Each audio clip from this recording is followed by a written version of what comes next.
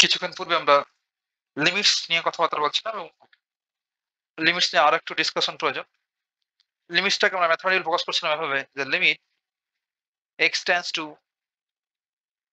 a, তখন f of x ফাংশনের ভ্যালুটা যাচ্ছিল l এর দিকে। বাট আমরা যেহেতু ভাই বড় হয়েছে এতটুকু যথেষ্ট না, আমাদের ডেফিনেশনটা ঠিকঠাক বোঝা লাগবে। ডেফিনেশনটার এটার ম্যাথমেটিক্যাল রূপ বলতে পারেন। তাহলে ফর ডেফিনেশনটা হচ্ছে আমাদের লিমিটের for given every epsilon greater than 0, আমাদের একটা ইপসাইলন দেয়াই থাকবে, এটার জন্য দেয়ার এক্সিস্ট, সেখানে আমরা পাবো আ নাম্বার, একটা নাম্বার পাবো যেটা হবে ডেল্টা সাচ দ্যাট, যেন যখন whenever আমাদের x minus a,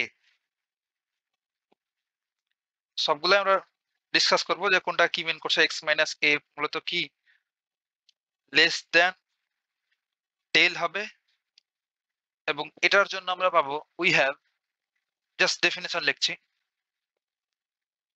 f of x, আর অবশ্যই আমরা রিয়েল ফাংশনের জন্য ডেফিনেশনটা লিখছি, একটু পরে আমরা কমপ্লেক্স ফাংশনে মুভ করব, minus l modulus less than epsilon. এটা হচ্ছে আমাদের ডেফিনেশন। ধরেন কোন একটা function o equals to x square plus 1, এটা যদি আমরা গ্রাফ অঙ্কন করি, গ্রাফটা হবে এমন, যেহেতু 1 সেহেতু 1 পরিমাণ উপরে থাকবে, তার একটা প্যারাবোলার ড্র হবে। তখন আমরা যদি এখানে বলছে গিভেন ইপসাইলন গ্রেটার দ্যান 0, তাহলে শূন্য যত বড় একটা ইপসাইলন যদি নিই, ধরেন এখানে নিলাম x ইকুয়ালস টু 2, তো এটার জন্য আমরা y অ্যাক্সিস বরাবর এই ফাংশনে 2 বসালে কত পাবো, 5 পাবো। এটা হচ্ছে 5, তাই না? একদম তাই। আর এক্ষেত্রে এই যে এই পোর্শনটুকু দেখেন ভাই, এই অংশটুকু দ্বারা কি মিন করছে। আমরা যখন বড় হবো ভাই, টপোলজি পড়বো 4th ইয়ারে, তখন আরো বেশি এসব নিয়ে আদ্যপ্রান্ত দেখবো মেট্রিক স্পেসে। বাট এখন যতটুকু জানা প্রয়োজন ততটুকুই দেখবো। আমরা মডুলাস ফাংশন পড়তাম, তখন কি জানতাম, যদি এমন হয় modulus of x less than k, এটার আমরা ভাঙালে কিভাবে লিখতে পারি ভাই, implies minus k less than x greater x less than k, তাই না? আমরা এমন করে লিখতাম। তাহলে আমাদের ভেতরে এই অংশটুকু যদি x minus a modulus of তার লেস দ্যান ডেল, এটা লিখতে পারি এভাবে, minus del less than x minus a greater than delta বড়, del greater than x minus a. এখন আমাদের তারপর আমরা কি করতাম ভাই, আমরা মাঝে যে এক্স এর সাথে এটা আছে এটাকে নাই করতে হবে। নাই করার জন্য বোথ সাইড আমরা যদি প্লাস করতে হবে, এ প্লাস সরি এ মাইনাস ডেল লেস দ্যান, এই যে এর সাথে প্লাস করলে প্লাস মাইনাস ভ্যানিশ হয়ে যায়, যদি এক্স পড়ে থাকে, আর এখানে এ প্লাস ডেল,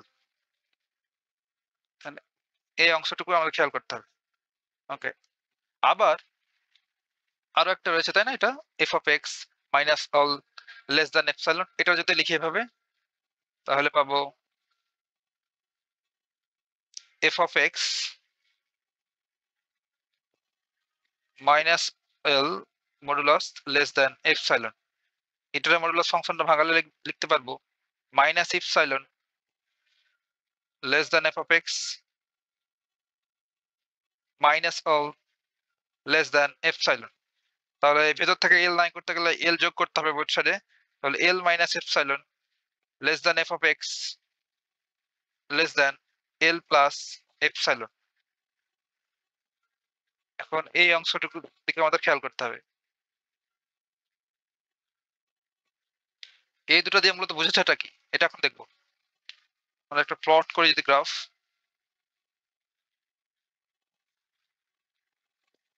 স্ট্রেট লাইন হতে হবে।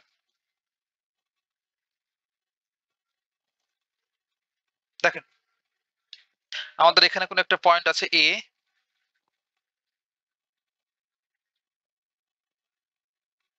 এটা হচ্ছে এক্স্যাক্টলি এ, আর তারপরে দেখেন এ মাইনাস ডেল, ডেল খুবই একটা ক্ষুদ্র ভ্যালু, খুবই ছোট একটা মান, তাহলে এ মাইনাস ডেল, তাহলে এখানে হবে এটা হচ্ছে এ মাইনাস ডেল, এ থেকে ডেল মাইনাস করেছি, তাহলে ডান পাশে এটা হবে এ প্লাস ডেল, এ প্লাস ডেল। এটা হচ্ছে এক্স অ্যাক্সিস বরাবর ভ্যালু নিচ্ছি। আর অবশ্যই আমরা এগুলো রিয়েল ফাংশনের জন্য ডিসকাস করছি। আর এক্স অ্যাক্সিস বরাবর কোনো ভ্যালু যদি আমরা নিই, তাহলে ওয়াই অ্যাক্সিস বরাবর একটা রিফ্লেকশন পাই, তাই না? ভ্যালু পাই। তাহলে ওয়াই অ্যাক্সিস বরাবর এটা, এই যে ফাংশন এফ অফ এক্স, এটা হচ্ছে এক্স অ্যাক্সিস আর এটা হচ্ছে এফ অফ এক্স এর ভ্যালু। তাহলে দেখেন এটা পাবো একটা কারেক্ট পজিশনে এল, আর এটা হচ্ছে এল প্লাস ইপসাইলন, এল প্লাস ইপসাইলন, আর নিচে হচ্ছে এল মাইনাস ইপসাইলন। বুঝতেই পারলাম? তাহলে আমাদের গ্রাফটা ক্ষেত্রে ঘটবেটা কি, এটা হচ্ছে এ, এই যে এটা হচ্ছে মূলত লিমিটের কনসেপ্ট, যে যত আমরা এ এর কাছাকাছি যাব এই লেফট সাইড থেকে এবং রাইট সাইড থেকে আবার এ এর কাছাকাছি আসবো, তখন ফাংশনটা এইটুক ডিস্টেন্সের ভেতরে ওঠানামা করবে। অর্থাৎ ফাংশনটা জাস্ট এই বাম পাশ থেকে যখন এ এর পাশে যাব, তখন এটার করসপন্ডিং এই ওয়াই অ্যাক্সিস বরাবর এই ফাংশনটা এল এর দিকে অ্যাপ্রোচ করবে, এই এল এর দিকে। আবার এই পাশ থেকে, অর্থাৎ এই ডান পাশ থেকে যখন এই এল এর দিকে, সরি এ এর দিকে আসবো, তখন উপর থেকে আমাদের এল এর দিকে আসবে ভ্যালুটা, এই যে উপর থেকে।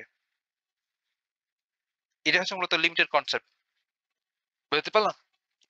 এক্স্যাক্টলি এখানে এ পাবো না এবং এক্স্যাক্টলি এল পাবো না, জাস্ট যখন এ এর কাছে যাব তখন এই ভ্যালুটা এই প্রান্তে এল এর কাছে আসবে, উপর থেকে হতে পারে নিচ থেকে যেতে পারে।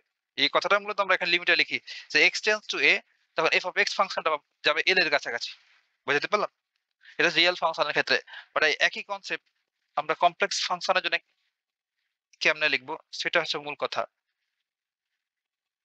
Limit for complex function, limit for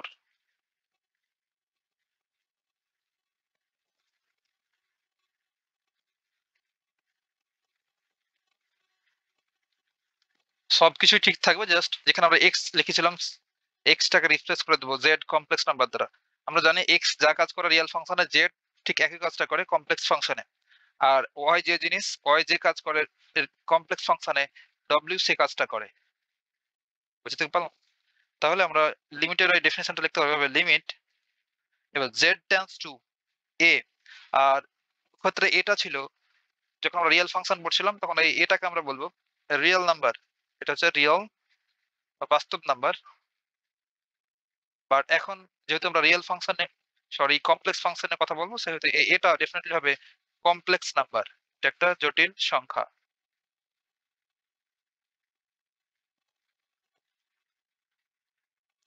তাহলে এফ অফ ফাংশনটা হবে এক্স এর পোর্শন বসাতো জেড, এটা হবে টেন্স টু, সরি এটা ইকুয়ালস টু আমরা লিখতে পারবো এল। আর যদি ডেফিনেশনটা লিখে ফেলি, ফর গিভেন এভরি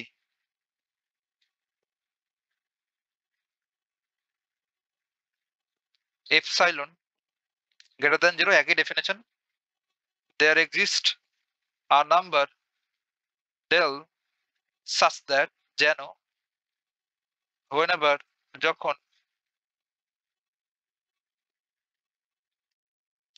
আর আমরা জানি ভাই যে z minus z not equals to r, এটা হচ্ছে কমপ্লেক্স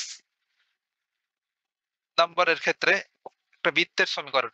এটাকে আমরা ছোটকালে এমন করে পড়ছিলাম যে x minus a equals to r, HSC লেভেলে পড়েছিলাম ভাই।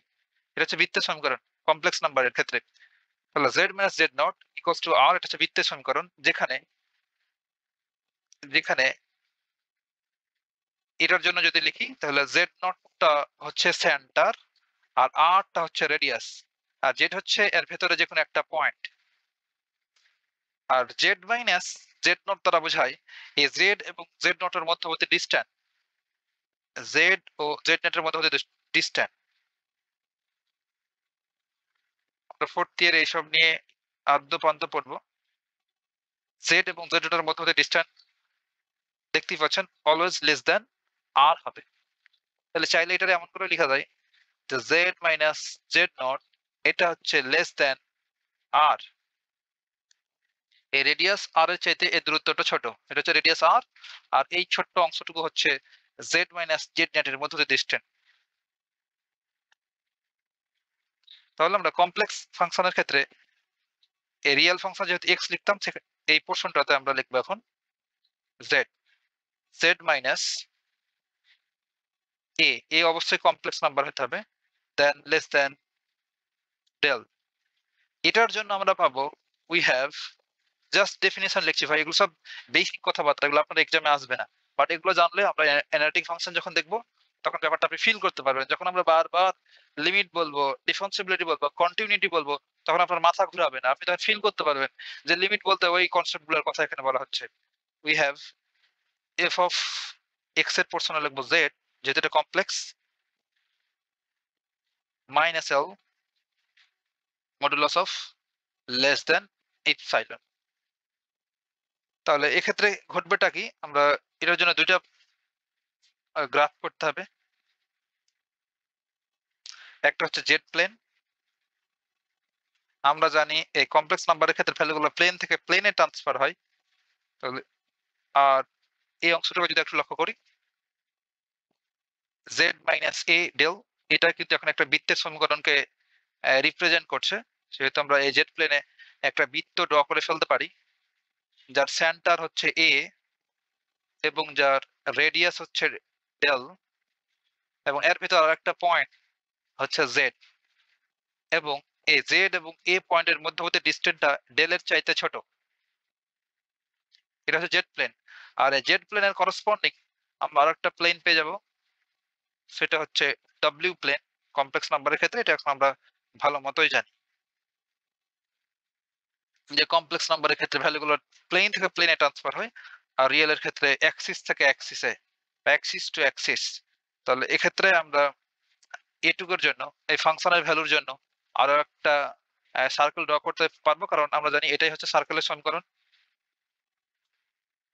যার সেন্টারটা হবে এল